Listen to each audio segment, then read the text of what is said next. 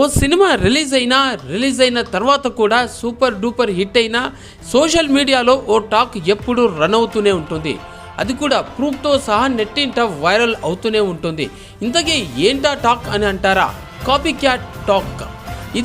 ఇదే టాక్ ఇప్పుడు సందీప్ రెడ్డి వంగ యానిమల్ సినిమాను కూడా ఉక్కిరి బిక్కిరి చేస్తోంది. సినిమాలోని ఓ 2 కీ సీన్స్ కాపీ అయినా అని అందరూ అనుకునేలా షాక్ అయ్యేలా చేస్తుంది.